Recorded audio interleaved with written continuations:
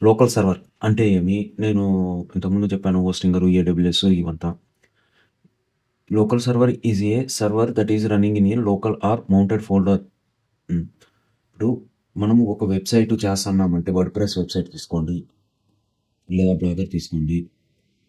Blogger వచ్చిందనేసి మీకు గూగుల్‌లోనే మొత్తం ఇదైంటది.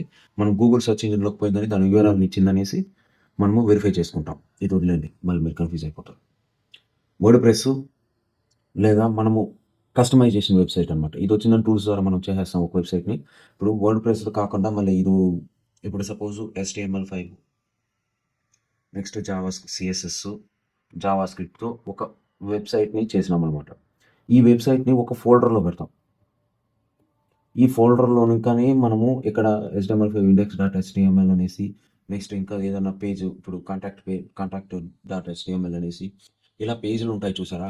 ఈ పేజీలన్నిటిని ఒక ఫోల్డర్‌లో పెట్టిందనేసి మనం ఏం చేస్తాము, ఒక యూఆర్ఎల్ ద్వారా దీన్ని యాక్సెస్ చేస్తాం. ఆ యూఆర్ఎల్ఏ ఏంది?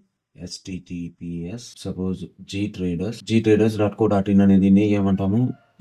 యూఆర్ఎల్ అంటాం. ఈ యూఆర్ఎల్ అంటే ఏమి? ఈ డొమైన్ కొంత ప్రాసెస్ ఉంది.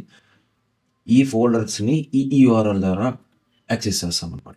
ఈ ఫోల్డర్స్ దేంట్లో అయితే ఉంటాయో HTML5, CSS, జావాస్క్రిప్ట్ వెబ్‌సైట్ లేదా వర్డ్‌ప్రెస్ ఫైల్స్, డేటాబేసు ఇది మొత్తం ఎక్కడైతే ఉంటుందో దాన్నే లోకల్ సర్వర్ అంటాం. ఇంతకుముందు స్లైడ్‌లో మనం చెప్పిన లోకల్ సర్వర్‌ని ఇంకా మనము సబ్మిట్ చేసిన తర్వాత సైట్ మ్యాప్ అంటే ఏమి? దాని గురించి నెక్స్ట్ వీడియోస్‌లో తెలుసుకుందాం రాబోయే స్లైడ్స్‌లో. సైట్ మ్యాప్ గురించి మొత్తం ఉంది. అక్కడ మీకు మొత్తం అన్నీ చెప్తాను. ఓకే. ఇప్పుడు ప్రస్తుతానికి లోకల్ సర్వర్ అంటే అర్థమైంది కదా! అదే చెప్తాను ఇది. ఇక్కడ మనము అక్కడ కాన్ఫిగర్ చేస్తామనమాట. ఇప్పుడు సపోజు ఇది ఎక్కడ మనము వెబ్‌సైట్‌ని హోస్ట్ చేస్తామో అక్కడ. సపోజ్ ఏడబ్ల్యూఎస్ కానియండి, గూగుల్ క్లౌడ్ కానియండి, అజూర్ కానియండి, నెక్స్ట్ ఇంకోటేది హోస్టింగర్ కానియండి, బ్లూ హోస్ట్ కానియండి, ఇంకా ఇప్పుడు చాలా కంపెనీలు వచ్చినాయి. వీటిల్లో మనం ఏం చేస్తాము లోకల్ సర్వర్ అనేది ఇన్స్టాల్ చేస్తామనమాట. అంటే మనం ఏం చేస్తాం లోకల్ సర్వర్‌ని పర్చేస్ చేసుకుంటాం. దాని కాన్ఫిగరేషన్ ఎట్లుంటుంది? 2 CPU అంటే 2 కోర్ల CPU, next 4 GB RAM, 500 GB hard disk.